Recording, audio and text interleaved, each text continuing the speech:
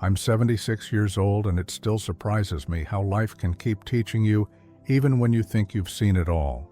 I've buried friends, raised children, lost sleep over bills, fallen in love twice, and said goodbye more times than I care to count.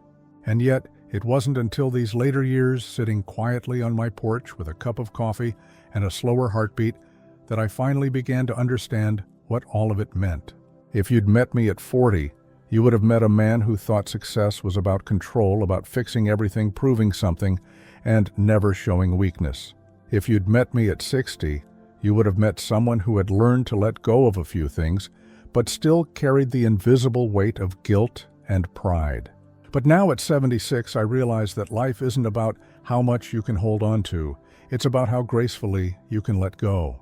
It took me over 75 years to learn these truths, not from books, not from preachers, but from bruises, from losses, and from mornings where I didn't know how to start over. When my wife passed away, I thought my life had ended too. The house was too quiet. The air felt heavy. For months I moved through my days like a shadow, talking to her picture, forgetting where I'd put things, replaying old memories, as if I could fix them. One evening I went outside and sat on the old wooden bench she used to love.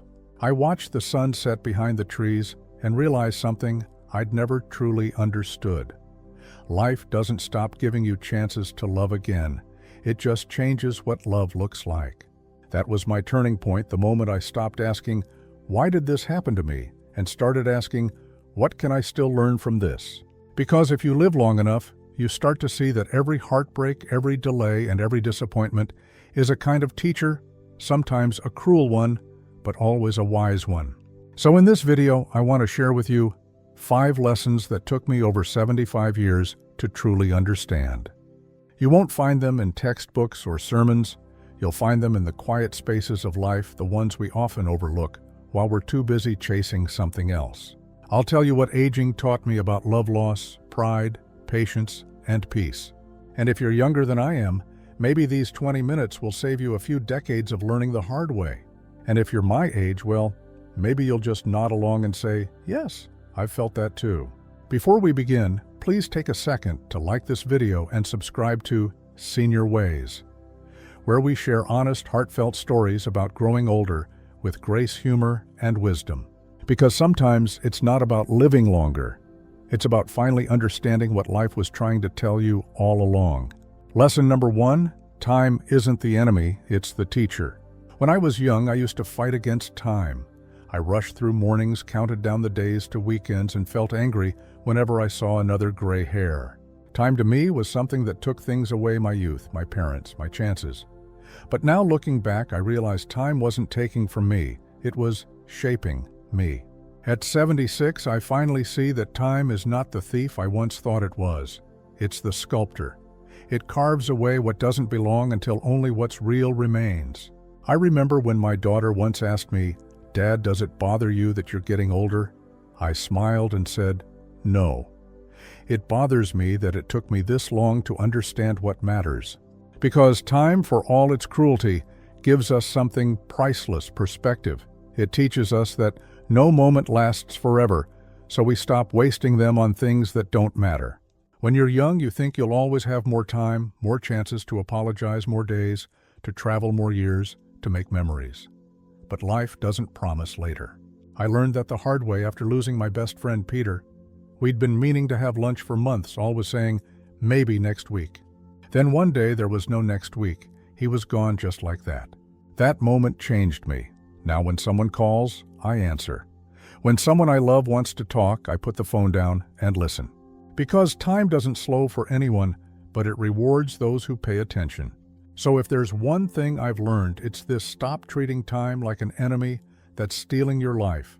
Treat it like a wise old friend who's showing you where to look before it's too late. Lesson number 2. Strength isn't about holding on. It's about knowing when to let go. For most of my life, I thought being strong meant never breaking. I grew up in a time when men didn't cry, women carried the weight of silence, and everyone pretended they were fine, even when they weren't. But age has a way of peeling those masks off one by one. When my wife got sick, I spent months pretending I was okay. I told everyone, "We'll get through this," even when I knew deep down we were running out of time. After she passed, I still tried to stay strong for my kids, for my pride, for everyone but myself. I didn't cry at the funeral. I didn't talk about the pain. But every night when the house was quiet, it felt like I was suffocating in my own silence. Then one morning I woke up and couldn't breathe, not from illness, but from holding everything in. My body was fine, but my soul was exhausted. That's when I realized that strength isn't what I thought it was. It's not the ability to carry pain, it's the courage to lay it down. The strongest people I know aren't the ones who never cry. They're the ones who finally allow themselves to. Because grief is love with nowhere to go, and letting yourself feel it doesn't make you weak, it makes you human. When I finally talked about my loss, I didn't feel smaller. I felt lighter. I realized that sometimes letting go isn't giving up, it's giving yourself permission to live again. So if you're watching this and you've been holding on to something, regret, guilt, grief, or anger, let it go. You don't owe your pain a lifetime of rent in your heart. Letting go doesn't erase the love. It just makes room for peace to move in. In the next part, we'll talk about lesson number 3 and lesson number 4. One about how real happiness has nothing to do with what you have, and another about the quiet grace of forgiveness, especially forgiving yourself. If these lessons are speaking to you, please like this video and comment below. What's one thing time has taught you lately? You might be surprised how your story can comfort someone else who's still learning to let go. Lesson number 3. Happiness was never about having more. It was about needing less. When I was young, I thought happiness was something you earned. I believed that if I worked hard enough, saved enough, bought enough, or achieved enough one day, I'd finally feel it, that steady, satisfying peace everyone talks about. But no matter how much I gained, it always felt like there was something missing. Now, at 76, I finally understand happiness isn't something you chase. It's something that appears when you stop running.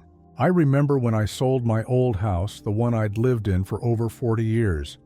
It was too big for me after my wife passed, but letting go of it felt like cutting off a piece of myself. I walked through those empty rooms one last time. The faded photos, the marks on the wall where my kids measured their height, the smell of coffee from mornings long gone. I thought I'd be heartbroken. But when I handed over the keys and stepped outside, something unexpected happened. I felt free. That day, I learned something powerful. The less I owned, the lighter I felt. As we age, we realize that things, even beautiful things, come with invisible weight. Every item in your home, every commitment on your calendar, every expectation you carry, they all demand space in your mind. And when you start to release them, you make room for what truly matters: peace, laughter, and time. These days, my happiness doesn't come from grand vacations or shiny gadgets.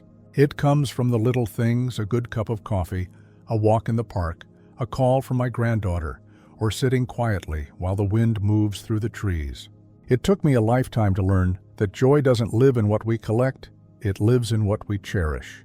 And most of the time, what we truly cherish can fit in the palm of our hand or the memory of our heart. Lesson number 4. Forgiveness isn't about them, it's about you. There's a saying I wish I'd understood sooner. Holding on to anger is like drinking poison and expecting the other person to die. For years, I carried grudges that aged like rust on my soul, slow, quiet, and destructive. I told myself I was right to be angry at my brother for something he said 30 years ago, at a friend who betrayed my trust, even at myself for mistakes I couldn't undo. But here's what time taught me. Forgiveness doesn't excuse what happened. It releases you from having to live there forever. The moment that truth hit me was small, almost ordinary. I was cleaning out an old drawer and found a letter my brother had written after our falling out. I'd never opened it. I sat there staring at the envelope, and I heard my wife's voice in my head: "Life's too short to keep fences where there should be doors." So I opened it. It was simple, just an apology written years ago. He'd passed away by then. I cried harder that day than I had in a long time. Forgiveness doesn't always need an apology. Sometimes the person you need to forgive will never say "I'm sorry." Sometimes they're no longer here to say it. But you can still forgive quietly in your own heart, not because they deserve it, but because you do. When I forgave my brother, he wasn't the one who felt lighter, I was. Forgiveness gave me back my peace. It reminded me that love is always heavier than anger, and if you let love lead, the weight starts to lift. If there's someone you haven't forgiven, even if that someone is yourself, please don't wait 75 years like I did. Peace isn't found in being right. It's found in being free. In the final part, we'll talk about lesson number 5. Perhaps the most powerful one of all, what it really means to live fully when you know your time is limited. Then we'll close with a heartfelt recap and final message, a reflection on how aging, when understood, becomes the most beautiful chapter of all. Before we continue, please take a moment to like this video and comment below. What's one thing you've learned about happiness or forgiveness in your own life? Your story might help someone find the courage to let go and start again. Lesson number 5. Life becomes beautiful. Again, when you learn to say thank you, even for the hard parts. If I could go back and tell my younger self one thing, it would be this: gratitude changes everything. Not just the easy kind, the thank you for the good days or the blessings, but the deeper kind, the kind that says, thank you, even when things don't go your way.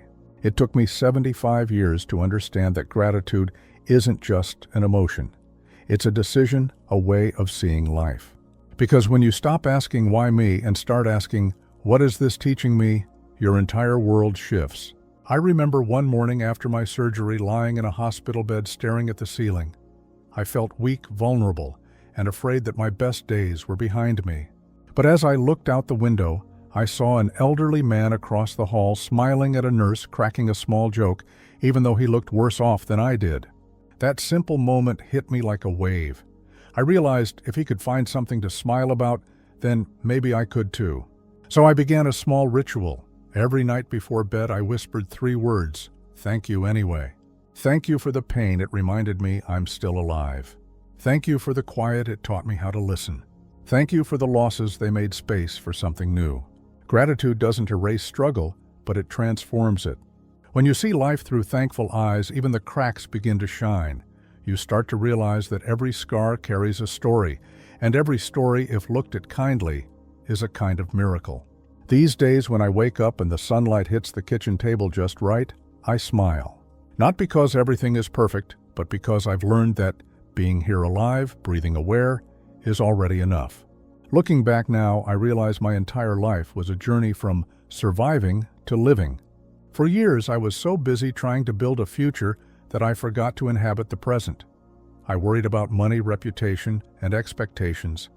I thought life was about arrival, about reaching some magical place where everything finally made sense. But life was never about arriving. It was always about noticing. The laughter at dinner, the warmth of a grandchild's hug, the kindness of a stranger, the sound of rain when you have nowhere to be. When I finally slowed down enough to notice, I realized I hadn't missed my chance at happiness. It had been sitting beside me all along, waiting patiently for me to sit still. Aging isn't losing your spark, it's finding your glow. The world might see wrinkles and slowing steps, but I see something different now. I see evidence that I've lived, loved, fallen, gotten back up, and learned how to be gentle with life. And if you're watching this, no matter your age, please know this: it's never too late to start living differently. You don't need a new life. You just need a new way of seeing the one you already have. Final thoughts. Let's take a moment to remember what 75 years have taught me, and maybe what they can teach you too.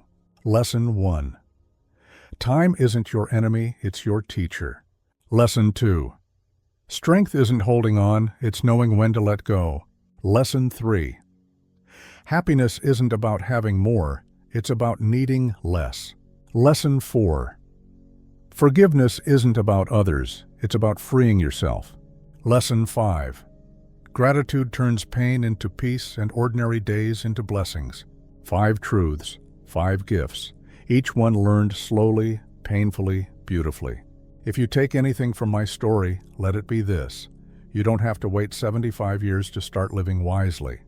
You can begin today by noticing, by forgiving, by letting go, and by saying thank you for what you already have.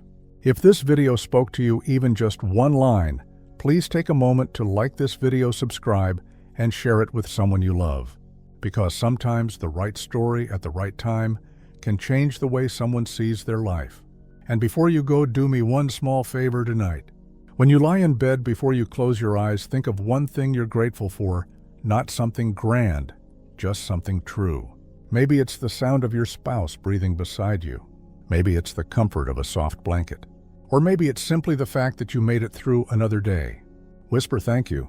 Because when you can end your day in gratitude, you've already lived a beautiful life, no matter what tomorrow brings. This is Senior Ways. And from one old soul to another, thank you for listening, thank you for feeling, and thank you for still being here.